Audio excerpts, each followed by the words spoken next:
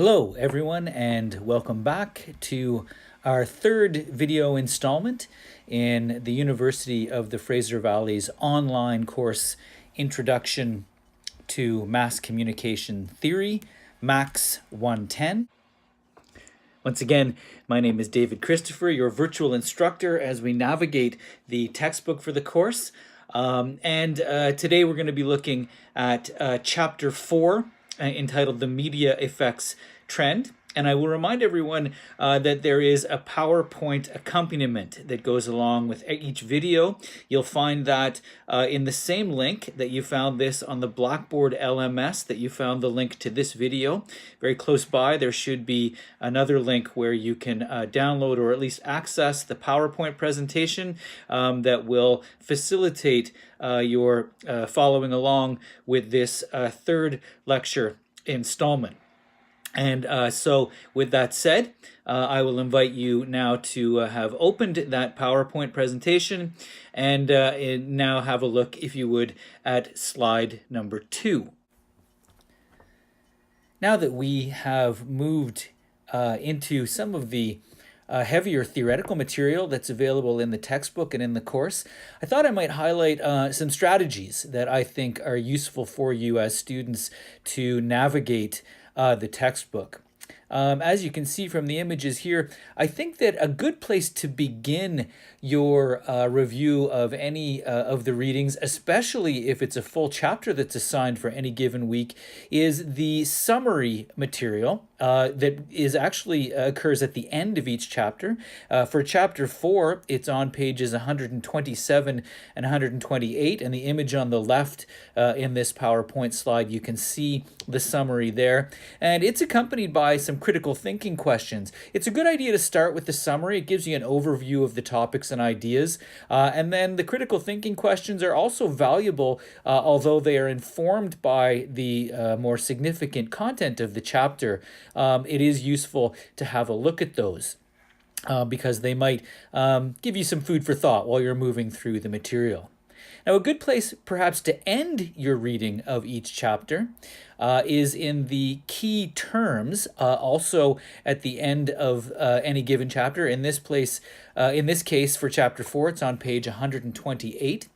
And in that light, I'm not going to go over all of these key terms. You'll come across them as you do your reading, of course, but I would like to bring to your attention 3 of them listed at the top, which is a good place for us to begin our navigation of this chapter. The first one is the media effects trend, which the textbook tells us on page 93, media effects on individuals, because of their importance, should be the focus of research. Post-positivist methods provide the best avenue of inquiry. That's the trend that media effects refers to.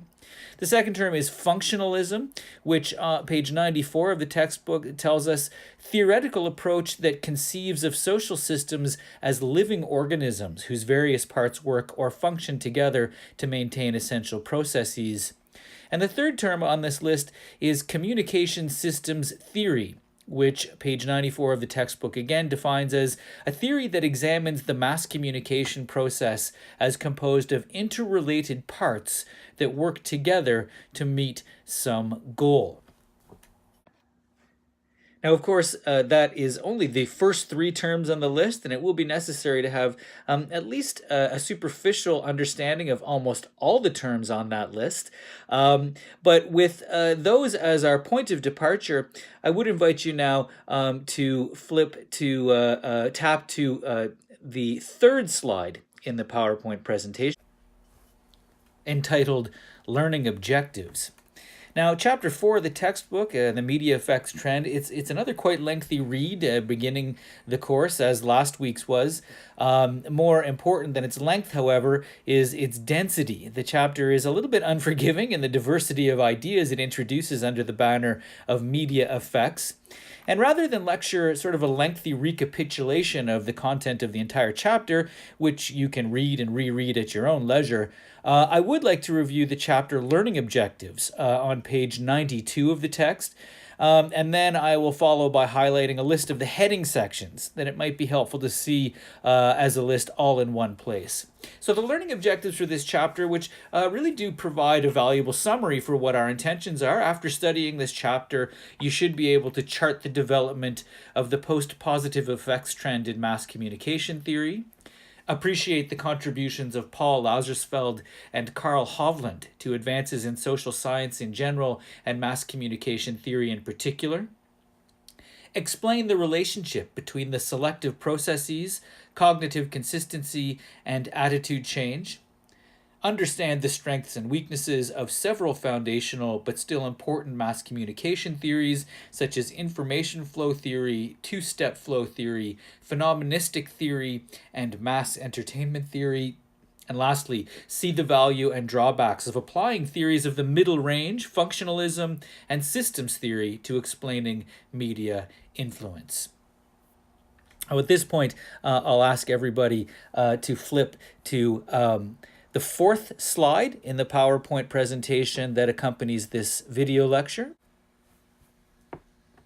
And like I said, I will not be lecturing really the entire contents of the chapter in this brief video, but it might be useful for you to have a look at the significant chapter topics. Not all of them are listed here, but I think some of the more important ones. The development of the post-positivist effects trend begins on page 94. From propaganda research to attitude change theories, that begins on page 97. Karl Hovland and the experimental section, that begins on page 98. The communication research program, that begins on page 102, still dealing with Karl Hovland. The selective processes begins on page 105. Information flow theory begins on page 110. Personal influence, the two-step flow theory, building on the previous topic, begins on page 112. Joseph Clapper's phenomenistic theory, also known as reinforcement theory. That discussion begins on page 113. Theories of the middle range and the functional analysis approach begins on page 115. A brief discussion of the entertainment function and Mendelssohn's contributions begins on page 119. And the chapter concludes with a survey of systems theories on pages 121 through 125. Now, surely there's plenty of material under each of these topic headings for you to navigate and from which you can harvest your quiz questions. And so I will leave most of that under your own purview. At this point, I'll ask you now to flip to the fifth slide in the PowerPoint presentation that accompanies this video. Now, during the 1950s, the textbook tells us on page 95, the media effects trend became increasingly dominant. On page 95 and 96, it asks, how did the creators of the media effects perspective view the power of media? Most of their early research suggested that media influence was minimal except in rare situations. As we discuss the early research, we will illustrate the factors that combined to make development of the media effects trend possible. And the textbook lists the factors. The first one, the refinement and broad acceptance of empirical social research methods was an essential factor in the emergence of the media effects trend. The second factor, empirical social researchers successfully branded people who advocated mass society and propaganda notions as unscientific. And this went along with the fact that the threat of propaganda actually seemed to begin to fade in the late 1950s and 1960s, following the end of the Second World War and the sort of consumer-friendly decade of the 1950s gave rise to a feeling of complacency, which perhaps we're not so complacent in the new millennium under current political conditions. The third factor, social researchers exploited the commercial potential of the new research methods and gained the support of private industry, which of course came with significant pros and cons. The value here was that there was significant funding allowing extensive sociological research that was quantitative to be conducted. At the same time, of course, inquiry agendas, inquiry directions were being influenced by more corporate commercial needs. One of the first articles the textbook tells us that Lazarsfeld wrote after arriving in the United States was about the use of survey research methods as a tool, in fact, for advertisers, which would manifest into the measurement of audience attention, audience attitude change, and of course, simple sizes of audiences. Researchers promoted surveys and experiments as a means of probing media audiences and interpreting consumer attitudes and behaviors. And the text also tells us that Lazarsfeld coined the term administrative research to refer to these applications. He persuasively argued for the use of empirical research to guide administrative decision making, especially in the commercial arena.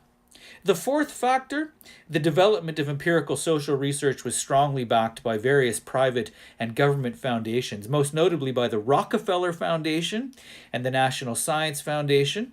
The fifth factor, as empirical research demonstrated its usefulness, media companies began to sponsor and eventually conduct their own empirical research on media. And in fact, the textbook does tell us on the next page, as media corporations grew larger and earned sizable profits, they could afford to fund empirical research, especially when that research helped to justify the status quo and block moves to regulate their operations. Ultimately, the chapter tells us that much of this effects theory resolved into two interrelated sets of empirical generalizations, and these are listed on page 104 and 5.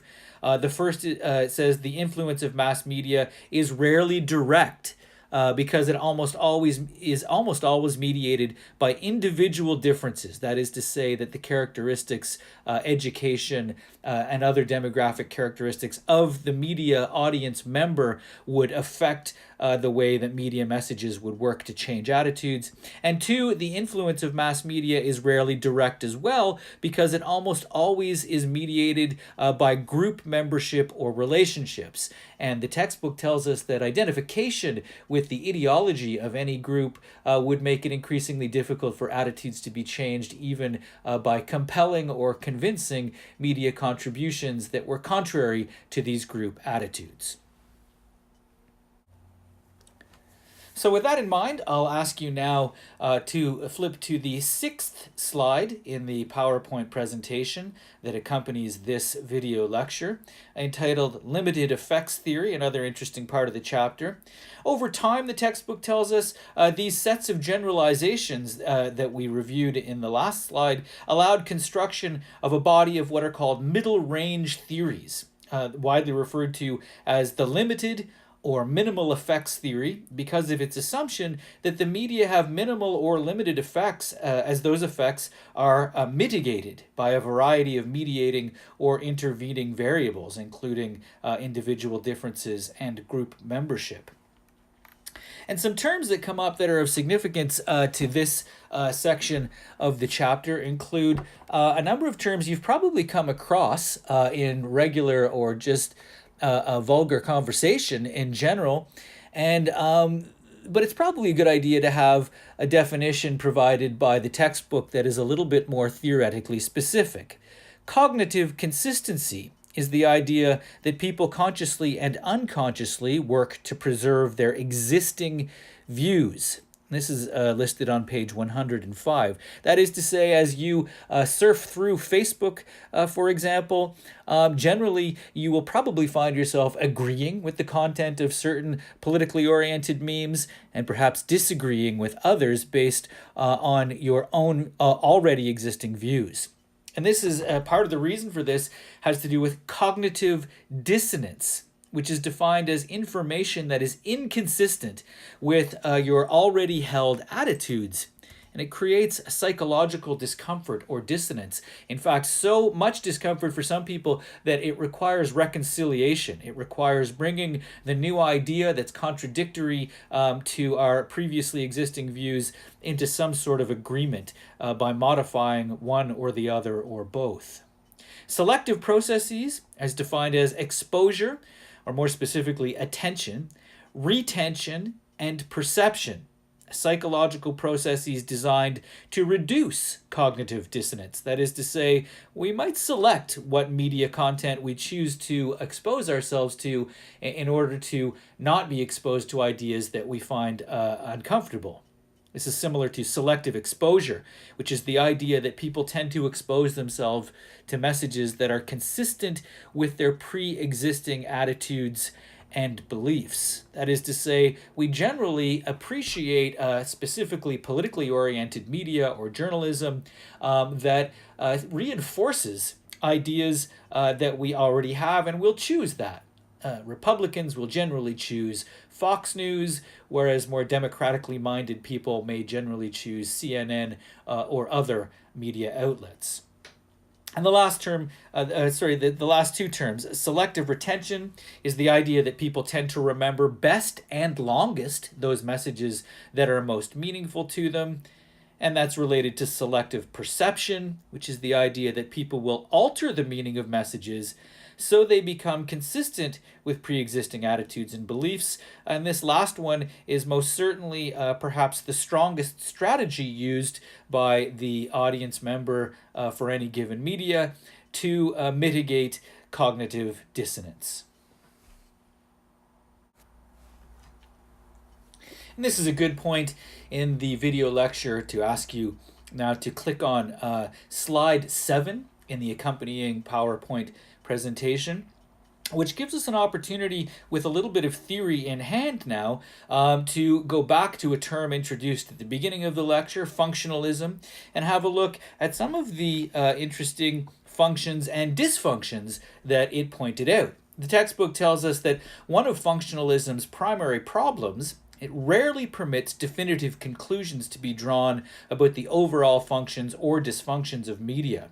For example, one of the first media effects to be studied in some depth using functional analysis was the narcotizing dysfunction, it's called. Of course, that's a metaphor for narcotics and the effect they have on the brain.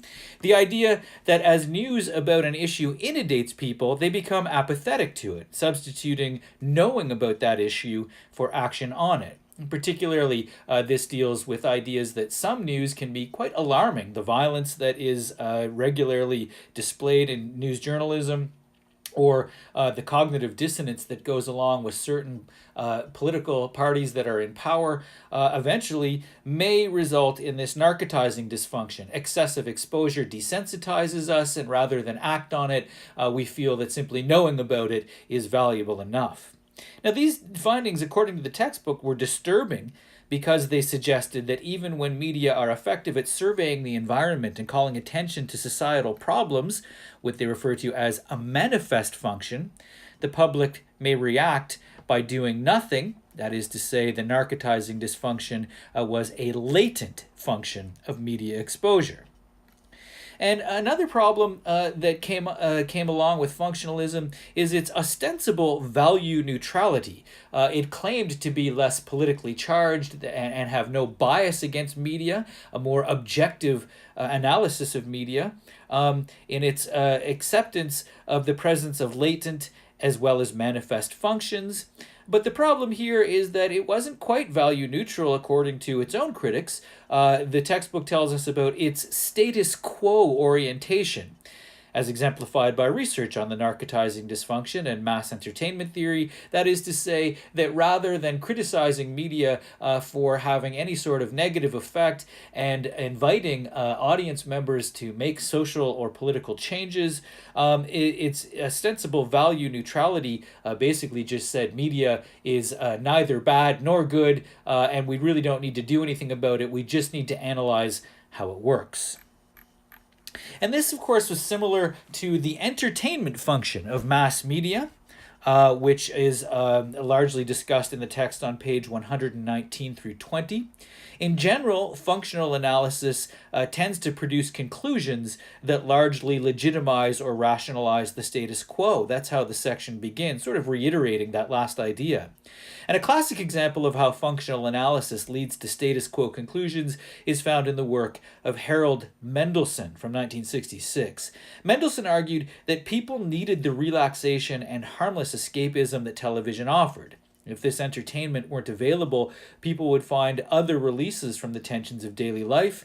He argued that television simply reserved these needs more easily, powerfully, and efficiently than alternatives, and therefore television had no negative media impact, and we should embrace it as a valuable tool of relaxation. But what's not in the textbook, and yet what is implied by Mendelssohn's sort of status quo orientation to the value of television, is that if television serves this purpose of harmless escapism, and that if it weren't available, people would find other releases from the tensions of daily life the textbook refers to, that doesn't really answer the question, why? Why do people need release from the tensions of daily life? Surely the human animal is not evolved to be under a state of normal tension. And this is sort of the wider critical theory that we'll examine in next week's chapter.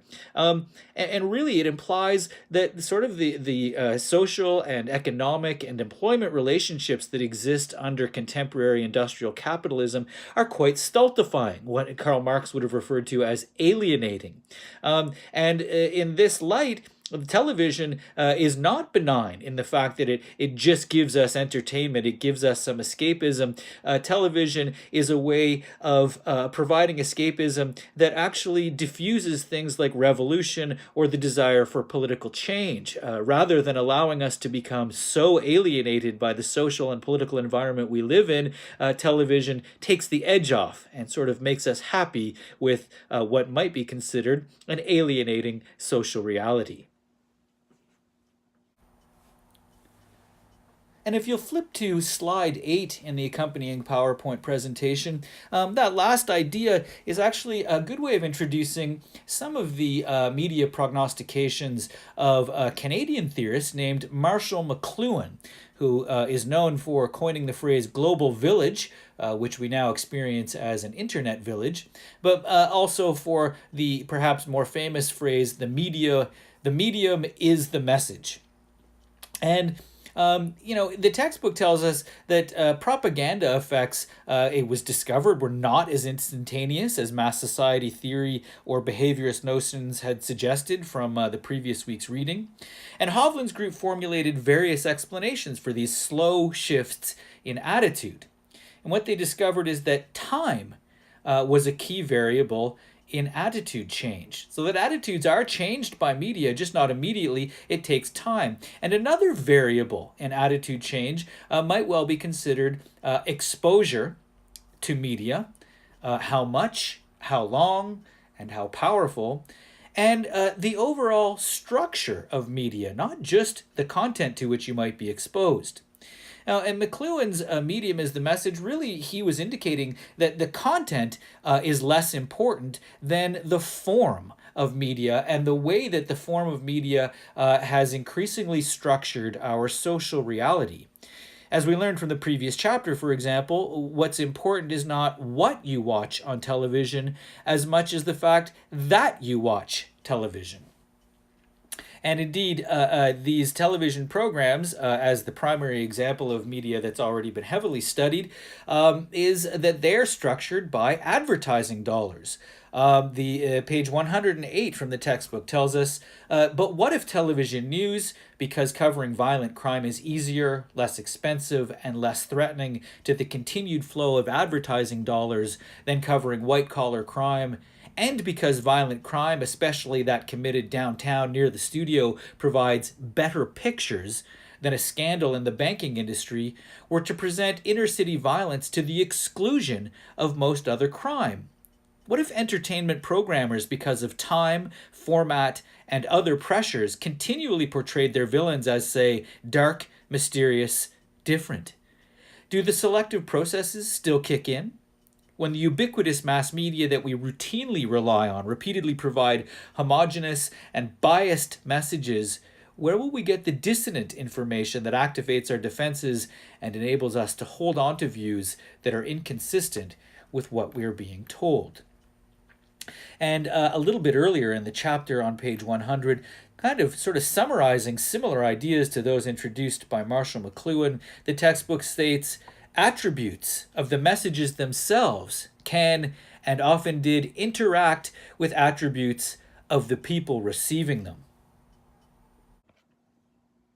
And this idea of the people receiving them brings us back to the idea of the considerations of the groups in which a media audience individual might be involved that would affect the way that attitude change can or cannot occur for that individual, as well as the individual characteristics of that person. Are they educated? Are they Republican minded in their thinking? What is their employment status? Even identity issues having to do with immigration, etc., would all play a role in how effective media messages are in affecting any sort of attitude change. And if you'll have a look now at slide number 9, introducing the idea of the individual is a good place for us to begin discussing the contributions that we will look at in more detail next week, in next week's chapter. However, we can introduce it now, which might be a good idea so that you have it in mind as you're moving through next week's chapter. The textbook tells us that on page 124 and 5, gradually systems models replaced the transmissional model implicit in most of the early effects research. Harold Lasswell provided a cogent, succinct version of this model when he described the communication process as who says what to whom, through what medium, and with what effect. Again, this transitional model assumes that a message source dominates the communications process and that its primary outcome is some sort of effect on receivers, usually one intended by the source. And the possibility that the message receivers might also influence the source is completely ignored. And communications theorists proposed new models of communication processes which were referred to with feedback loops, and this is under the systems section of the chapter, in which receivers could influence sources and mutual influence was possible. The textbook tells us the overall social environment can be understood as something created by ongoing negotiation between actors. And as you can see from Stuart Hall's model of encoding and decoding pictured here, on the encoding side, it's not just a journalist reading a script. What goes into the creation of that script, part of it is, of course, the filters we looked at from Herman and Chomsky in the last class, but it's informed by frameworks of knowledge, the relations of production, which in this case are quite commercial, and technical infrastructure. And once all of those pieces of the puzzle, technical infrastructure, of course, referring to things like what is a televisual. The image of an explosion is more interesting than the image of a hungry person, for example. And all of those influences go into encoding the message, which is then transmitted generally through media and mass media, which is highlighted by the phrase program as meaningful discourse. And that meaningful discourse means that at the decoding side, the people receiving the messages have some common framework of understanding. And that's when they decode the message they receive. And the decoding, Stuart Hall suggests there are 3 ways a message can be decoded. It can be decoded in the dominant way, which is the way the authority that created the message intended. It can be decoded in a resistant way, in which, for example, cognitive dissonance might prompt the listener to completely disagree or reject or find the source biased. And the third way really is it can be not decoded in that it's not a meaningful discourse. The listener quite simply doesn't understand because there is no common framework of reference. And those strategies or outcomes of decoding, similar to the environment that informed the encoding, are equally informed by frameworks of knowledge, relations of production, and technical infrastructure. That is to say, the individual and their group participations, whatever they might be, employment or political, will inform the way in which the message is decoded, understood, and even the effects that it might have on the media audience, viewer, or listener. And with that, I'll leave the rest of the chapter in your hands to review and prepare your quiz question submissions for this week. And once again, I'll thank you for taking the time to have reviewed this third video installment of the course, and have a great week.